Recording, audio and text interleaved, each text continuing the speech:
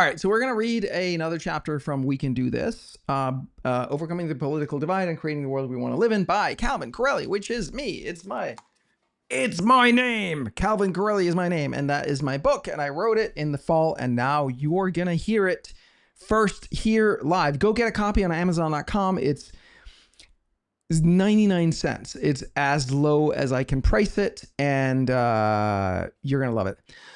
So, we've gotten to to page 63. The chapter is called Values. So let's go. Let's rock.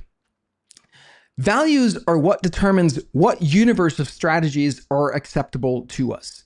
Say your desired outcome is prosperity. If your values allow for murdering, drugging, and stealing, then invading a foreign country with lots of oil and poppy fields, murdering their people, stealing their oil, and getting people all over the world addicted to heroin, then that's a perfectly valid strategy. Okay. I'll do that over.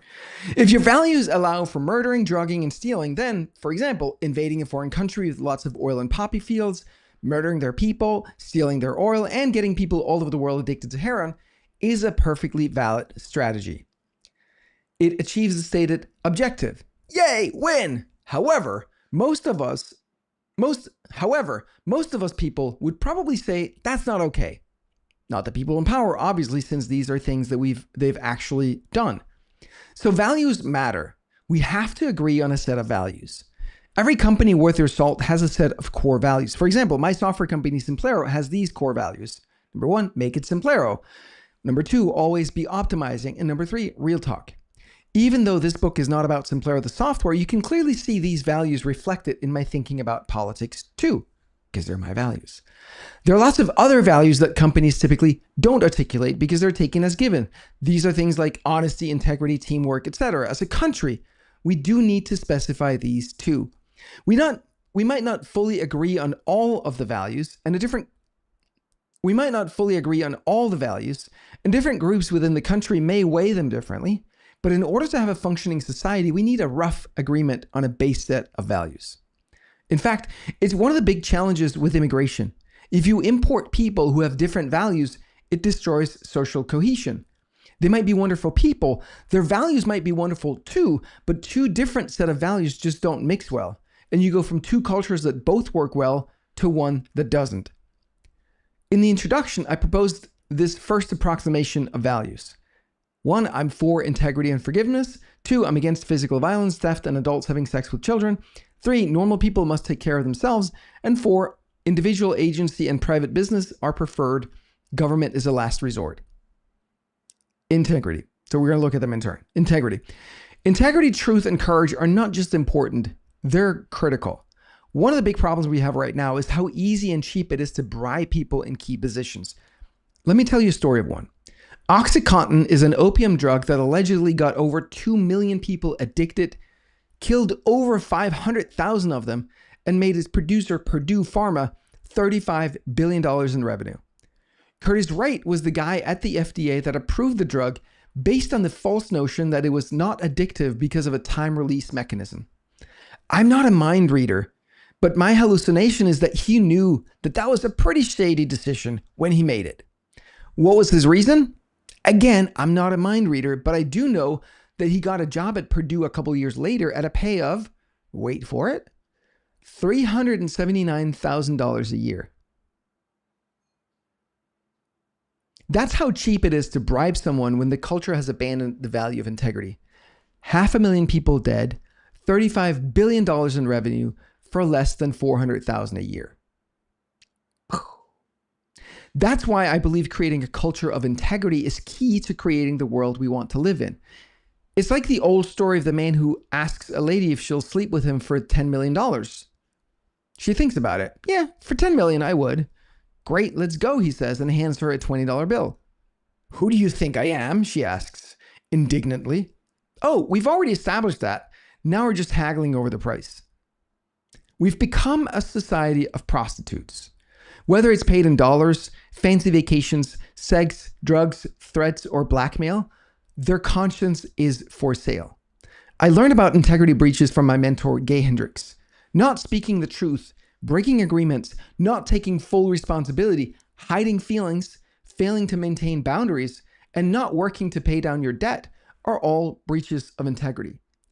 He invited me and my wife to commit to each other to speak any relevant truth at the earliest possible moment and to always be willing to hear the truth from the other. We did. We made this commitment, and at first it almost broke us apart. Both of us had to reveal the same thought. I'm not sure you're the one I want to be with. That's a shocking truth to speak and to hear.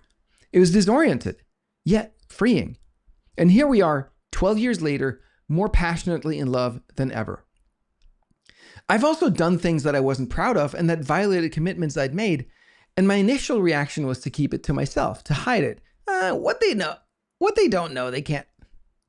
What they don't know can't hurt them. That's total BS.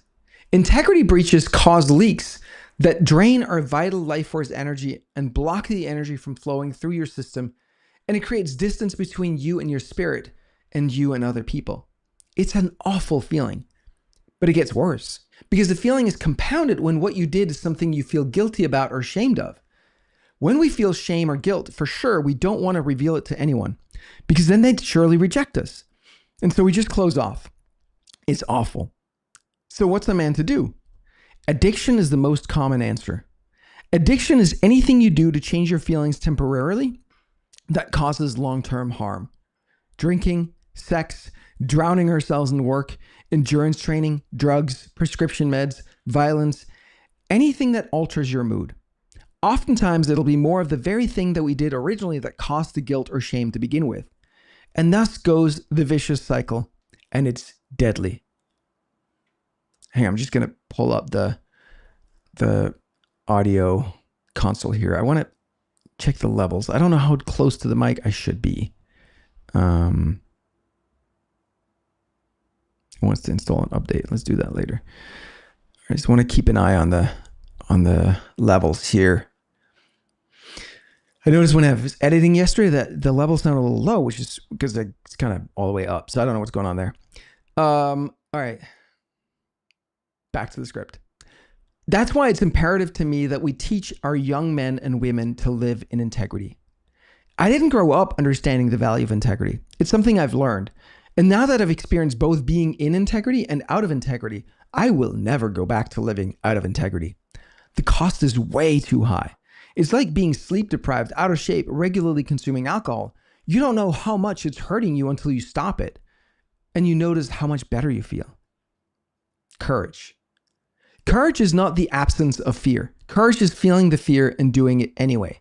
Churchill said that courage is rightly esteemed the first of human qualities because it is the quality which guarantees all others. I agree. Courage is speaking your truth when there's only downside. Courage is doing the right thing despite fear of what it might cost you. Edward Snowden revealed some very inconvenient truths about the U.S. surveillance. Edward Snowden revealed some very inconvenient truths about the U.S. surveillance machine, and it cost him his life in the U.S. No whistleblower protection for him. Julian Assange revealed some very inconvenient truths about the so-called war on terror and spent 7 years living in a small office in the Ecuadorian embassy in London. That's courage. You may disagree with their actions, but you cannot deny that it took great courage for them to do what they did. And they paid a price.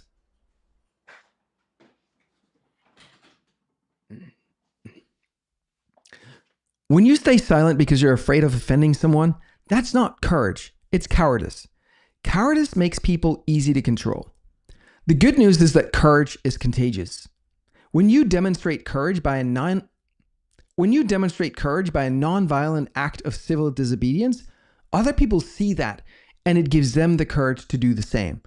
The more people do it, the more it spreads.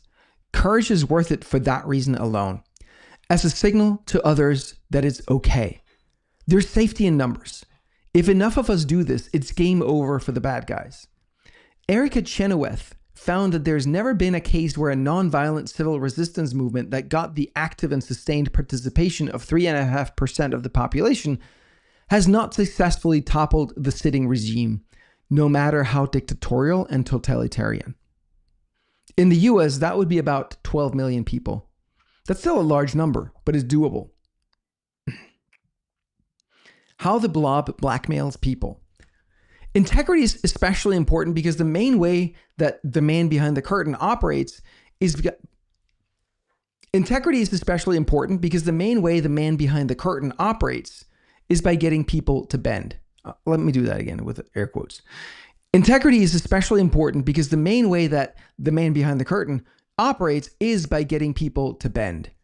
Jeffrey Epstein and Sean Combs, aka Diddy, were allegedly in the business of getting important figures in politics, music, Hollywood, and culture to commit sex and business, of course. All right, politics, let me add that.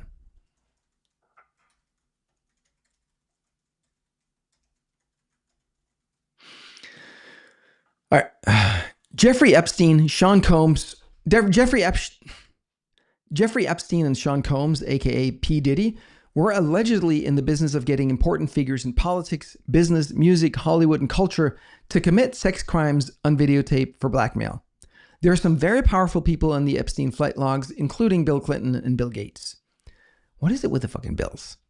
On November 8, 2023, the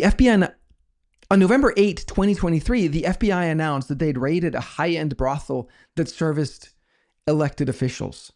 The same day, the House of Representatives voted for $300 million. The same day, the House of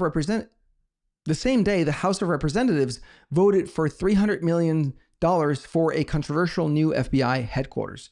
Coincidence? Here's what Wikipedia has to say about COINTELPRO. Quote, COINTELPRO was a series of covert and illegal projects conducted between 1956 and 1971 by the FBI aimed at surveilling, infiltrating, discrediting, and disrupting American political organizations that the FBI perceived as subversive. Mind you, this was run by J. Edgar Hoover, the first director of the FBI. Can I just sidebar this and say, we know now for a fact that there was a covert and illegal project that was conducted for a period of 15 years at least by the FBI, by the very organization that's supposed to be upholding the laws. And they're doing something that's illegal. And as far as I know, no one went to jail over this to this day. Like, can we just acknowledge like the fucking crazy of that? How crazy is like the government's like, yeah, here's some laws. And then we're just going to do something else that's completely illegal, and we're just going to get away with it. But only every single time, pretty much. Unless there's someone who steps out of line that now it's convenient for us to use this against you so that we can put you in jail. Like I think what happened to the governor of New York. I forget his name. Cuomo. Who's, I don't think is a good guy, but I think he was completely framed because like, now he'd outlived his usefulness. Anyway, back to the manuscript here. According to ChatGPT, Hoover, quote, collected extensive files on politicians, celebrities, and influential people, often related to their personal lives, including extramarital affairs or other compromising details. He reportedly had files on figures like John F. Kennedy, Martin Luther King Jr., and Eleanor Roosevelt. These files were sometimes used to blackmail or intimidate individuals to prevent criticism of the FBI or to control political outcomes. So, end of quote. So from the very start, the FBI did covert and illegal activities to further their own agendas against the interests of the people they're being paid to serve and protect and their elected leaders. Do we really believe that they found Jesus and suddenly stopped? I have doubts. So we know people all over the world, especially men, are being blackmailed, sometimes with money, often with sex. Men are incredibly susceptible to manipulation by sex. It's so hard for most men to resist. Women are just so delicious and our sex drives are so strong. That's no excuse, it's just a fact. Men are going to step out of line and do something out of integrity. It's a given. So what do we want to do about it? What's worse for society? Men straying? Or men in important positions of influence being blackmailed into doing bad things for the rest of their lives? Right? Sidebar here, because once you are being blackmailed into doing something, now you're on the fucking hook, right? How do you get out from that? Well, okay, I did the thing originally, but then I also did that thing that was pressured to, and now you got to admit to two things, both of which are bad. right? It's like, and the more you do like appease the blackmailers, the worse it gets. Back to the manuscript. There has to be a path to redemption, a way to share what you did without being excommunicated. Your wife might still leave you. If you committed a crime, you'll still be prosecuted. You might go to jail. You might be. If you committed a crime, you'll still be prosecuted and you might go to jail. But from a moral standpoint, we have to forgive people who strayed, who got seduced into something bad. We must offer them a way out. Stop the damage. Prosecute and punish according to the law, but forgive the human. We need to be able to forgive people for their sins. I don't believe people do evil deeds unless evil was done unto them. We're all innocent children at heart. If I believed what you believe, I'd do the same thing. Never forget that. Violence. Physical violence includes murder, bodily injury, and destruction of property. I don't agree with the notion that speech is violence. The reason people say speech can be violence is that people's feelings can get hurt. I get that. I get my feelings hurt too. It's not fun. The problem is that your feelings are a result of your beliefs and the meaning that you give to an event. It's not a result of the event itself. Two people can experience the exact same thing and have wildly different feelings about it, like we saw when we discussed clips of Trump. When we make policy, it's best to stick with things that are objective and measurable. It's the only way we can know whether we're achieving our outcome. As for underage sex, the specific age limits for what constitutes underage sex can be debated, but the current laws seem reasonable to me. It's important to mention this uncomfortable topic because I've learned firsthand through family, friends, and secondhand through media that there's a lot more of this going on than meets the eye. And it looks like there are elements in their society that very much want more of this. In part because they're broken people. Again, only hurt people, and in part because it's a useful way to control people, as in the case of Jeffrey Epstein and Sean Combs. Children are not able to consent, even if they say yes. Their brains are not developed enough to understand what they consent to, and it is deeply traumatizing. Yes, it can be healed, but it takes a lot of deep work, and can we all just agree not to do it or allow it, please? Thank you. Normal people must take care of themselves. Calvin Coolidge was the 30th president of the United States. About 10 years ago, I took his first name. The name my parents gave me was Lars Holger Pind. I never felt fully at home with my name, and when I moved to the US at age 25, nobody knew how to spell it or pronounce it. So when my wife introduced me to numerology, I thought, why not? I saw a numerologist and decided to change my name. Picking a new name was challenging though. The idea of actually changing my name was so difficult to wrap my head around, I sat on it for a year. As I was looking through a list of possible names, I saw the name Calvin. Immediately, I knew that was me. For many years in my late 20s and 30s, and early 30s, I was struggling so hard to figure out life. How to be a man, a husband, a father, son, entrepreneur, and provider, and protector. During this time, hang on one sec.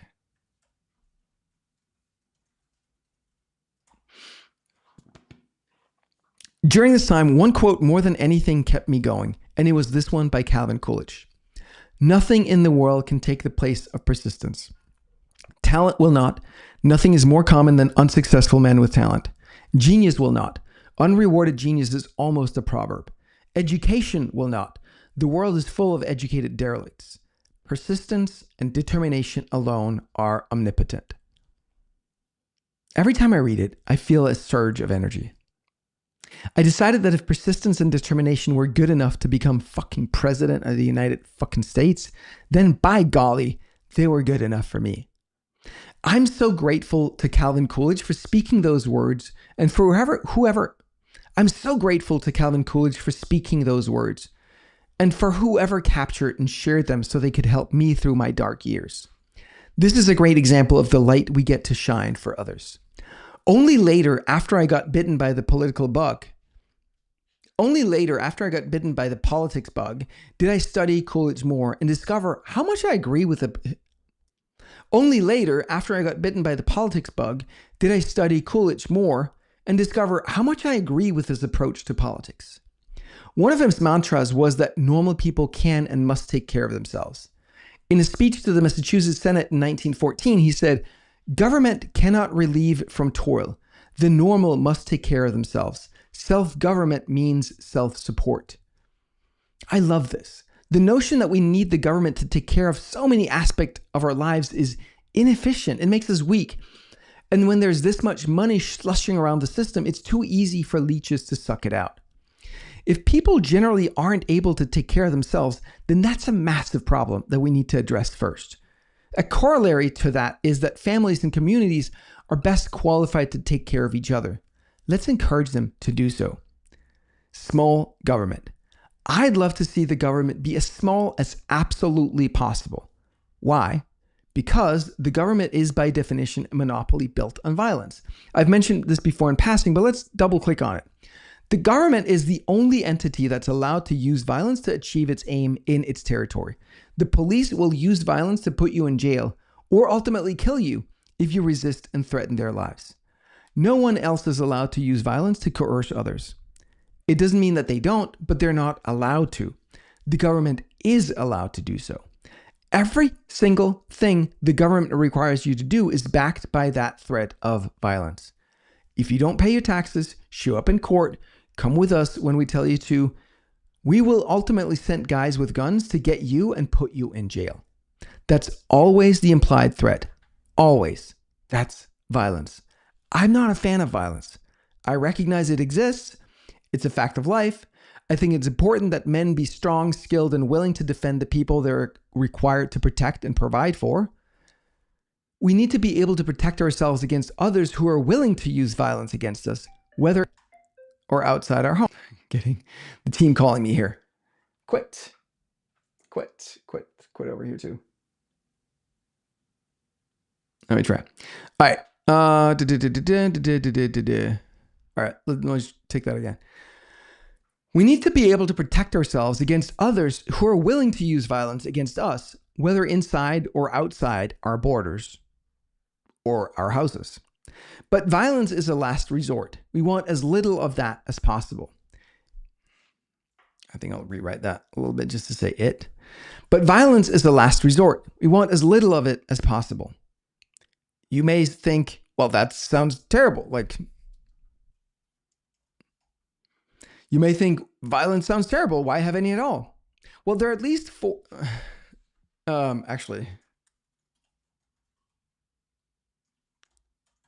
Okay, this is what I mean to say. You may think that sounds terrible. Why have any government at all? Well, there are at least four essential functions.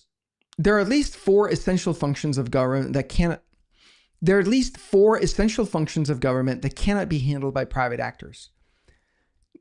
Number one, national defense, policing, legislation, and justice. So we need some government, but as little as possible. And it's gotten way out of whack. Government doesn't just have a monopoly. Government doesn't just have a monopoly on violence. They also have a monopoly on anything else they want to have a monopoly on. Every government monopoly means no choice for you and no competitive pressure for them to be more efficient. That's not good. Our government needs to be the most efficient organization on the planet because it's run entirely via threats of violence and we have no alternative. That should be possible. And that should be possible because almost every single citizen has a vested interest in them being efficient. All right.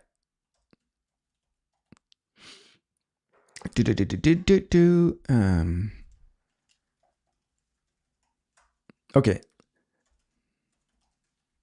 Let me just strengthen those sentences a little bit. All right.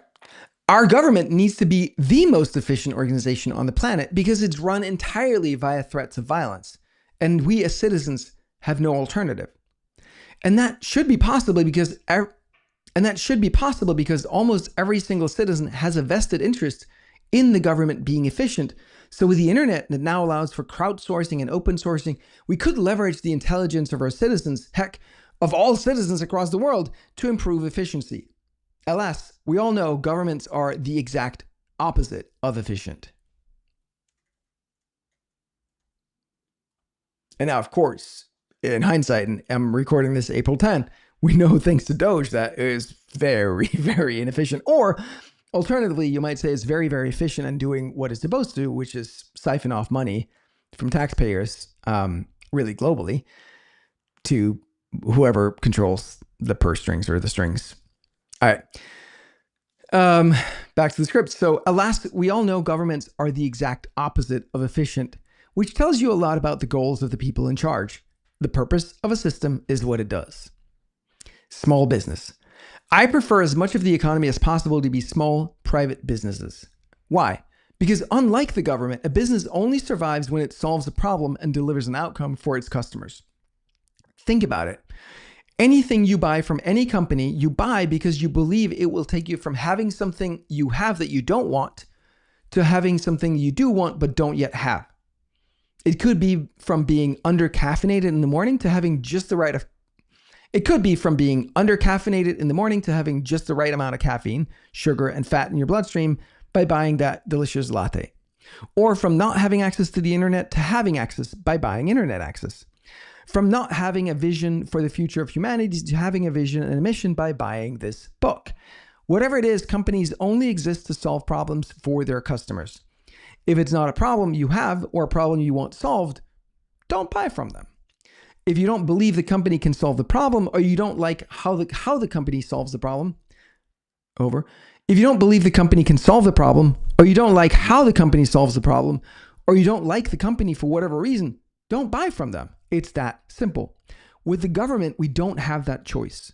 Yes, some companies will lie to you. Some companies will scam you. We've all heard of snake oil salesmen, and we get so incensed about it and scared it'll happen to us. But the fear of that is overblown. Here's why.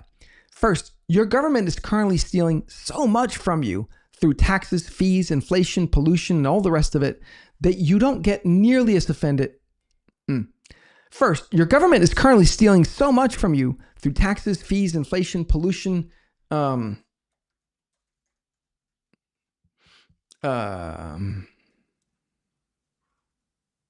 Yeah, I'll just leave that. First, your government is currently stealing so much from you through taxes, fees, inflation, pollution, and all the rest of it. And you don't get nearly as offended over that, mainly because you don't see it, because they also use that money and power to control the media and hide the truth from you. And when the government does what it does, you have no choice in it other than the very weak power of democracy, much of which is, unfortunately, illusory. You may think you have a choice of mayor or governor or president, but if the choice between You may think you have a choice of mayor or governor or president, but if the choice is between two equally corrupt candidates, what choice is that? And if after they're elected, they do what's in the blob's interests, not yours, then what choice is that? This is our world today. Second, unlike governments who can coerce by force, companies who sell based on lies never survive long term. Second, unlike governments who can coerce by force, companies who sell based on lies never survive long term. And we already have checks in place to handle that, and we can easily do more. Credit card companies, for example, will absolutely vet vendors and freeze their assets if things look suspicious, because they're effectively loaning the money to the business during the time between you buy the offer and the time you pay your credit card bill. So they look out for chargebacks and problems and address things early on. These types of problems are easy to handle. And even if you get scammed from time to time, at least it was your choice and you can learn from it. If you got to keep 90% of the money you make and the country was overall so much more prosperous because we're all better and smarter and the government isn't actively creating most of our problems, you'd have quite a bit of buffer to account for making bad decisions from time to time. The purpose of government. In my mind, the number one objective of a nation is to create the conditions for their citizens to thrive. You cannot make them thrive, that's up to them, but you can create conditions that enable them to thrive and remove conditions that get in the way.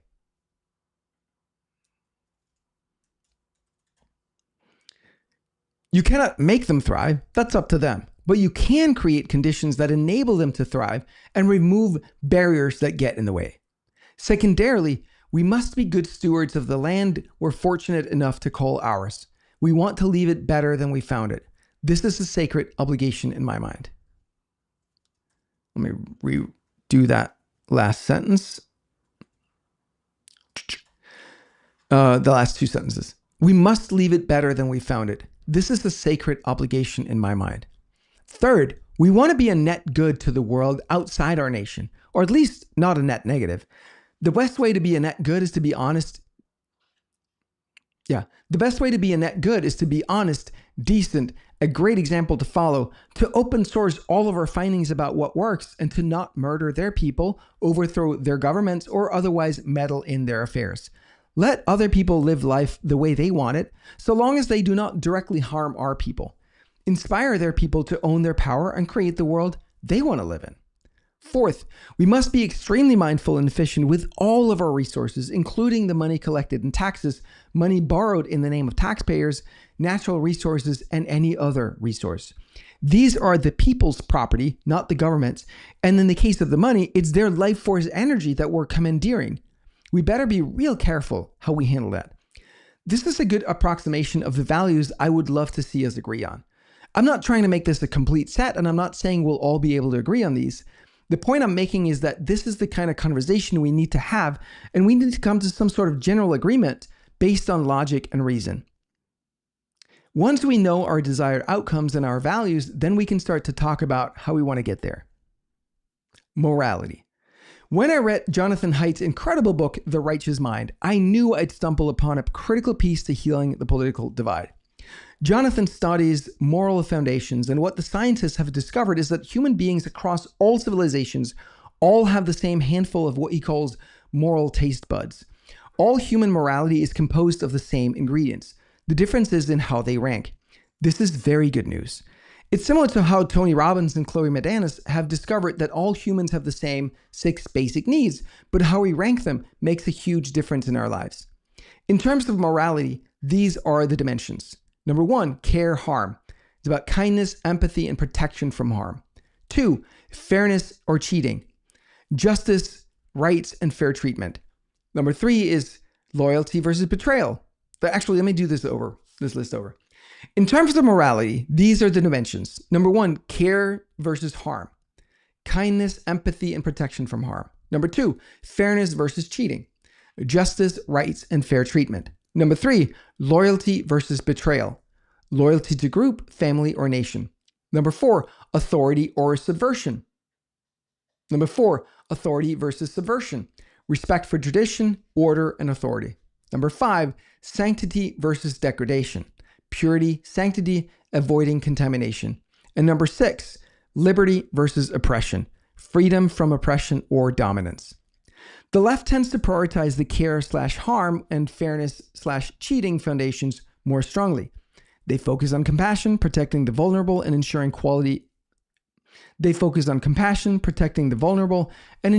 equality and fairness. These are seen as universal concerns or are often the most central to their worldview. The right also values care versus harm and fairness versus cheating, but they place more emphasis on the additional foundations of loyalty versus betrayal, authority versus subversion, and sanctity versus degradation. The right is more likely to value group loyalty, respect for tradition and authority, and concerns about moral purity and sanctity. They tend to see society as requiring order and cohesion through these moral dimensions. The good news is that if we all have the same ingredients in our morality, then maybe we can find common ground by appreciating both our similarities and our differences. It's not that liberals don't have any concern for sanctity, it's just that they're not as concerned about it as conservatives are. By understanding and respecting that different people are wired to prioritize their moral components differently from each other, and perhaps even at different seasons in their lives, and by recognizing that both ends of the spectrum are important for society as a whole, we can come together and create a world that works for all of us, and which is greater than the sum of its parts. Just like elders and youth both have something wonderful to contribute, so do people on the left and the right. Instead of making each other wrong, let's appreciate each other's valuable contributions and improve our world together. Free speech. Sharing ideas, especially dangerous ideas, is exactly how progress is made. When Galileo suggested the Earth revolved around the sun, that was a very unpopular opinion. But it seems now like he might have been onto something. Shutting down dissenting views stunts progress. It's imperative that even the most disturbing, most seemingly dangerous ideas are welcome into the conversation. If they're true, then we need to know. If they're not true, we need to know why. It's never truth-seeking people who want to censor others. I'm a big fan of the First Amendment. I believe it's one of the greatest contributions of the US, and I was recently reminded of this by some of my coaching clients in Norway who, like me, reject conventional Western medicine. They told me that in Norway, it is illegal to say anything that challenges the method. They told me that in Norway, it is illegal to say anything that challenges the medical orthodoxy, even to the extent that sharing your own personal journey of healing through non-sanctioned means like diet is against the law. That blew my mind. The criminal medical industrial complex has too much power. We gotta wake up. A free and open conversation is how we learn, how we make progress, how we discover what is true. Remember that anything we currently believe is only our best misconception so far. That is true of medicine, it is true of politics, it is true of science. When you limit what is permitted speech, you stop progress. I didn't quite get how important this is until I read Jonathan Rauch's phenomenal book, Kindly Inquisitors. It's a great book. It's a weird title, Kindly Inquisitors. Free speech only matters when defending other people's right to say things you vehemently disagree with. Nobody needs to be reminded to tolerate speech they like. It's the speech you don't like that's important to defend. Hence the phrase, I disapprove of what you say, but I will defend to the death your right to say it. There are two principal attacks on free speech. One is the humanitarian and the other is the fundamentalist. The humanitarian attack says that some people's feelings might get hurt, and that's why we need to put limits on free speech. Free speech is good, but hate speech should be outlawed. The problem with that is that people's feelings are subjective and fickle. Essentially, it means that anyone who chooses consciously or unconsciously to hear your words in a way that stirs up undesired feelings in them now has a right to censor you. That's not workable. Even if we at a policy level decide on specific criteria for what is hate speech, once that policy is in place, it's very easy to expand the scope. You may agree with the party currently in power, but in 5 or 10 years, the government may have changed, and now it's a very easy step for them to change the definition to, for example, anything critical of the government or their friends. The way governments increase their power is always 1 inch at a time, and they never let go once they have it. Sidebar, this is a good time to remind you that both in my native country of Denmark and in America, the income tax originally was like, I think it's like 1.5% or 2%, and only for the most, like the highest income earners. And here we are like 100 years later, and it's obviously a truck ton more than that. This is just how it always goes, every single time.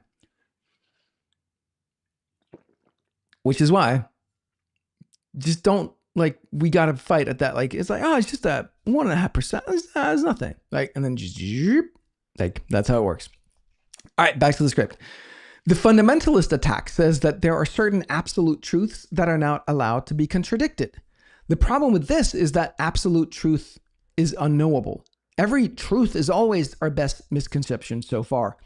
And similar to what we saw with hate speech, once the mechanism is accepted, the scope of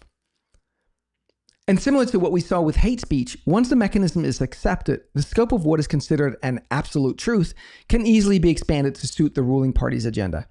No matter how you limit freedom of speech, you stifle progress. It's not a path we want to go down. Sidebar, it's a path Europe is going down, and I don't like it. As a European, as a human, I don't like it one bit. I think it's important that we fight it. I think it's very, very important that we stop it.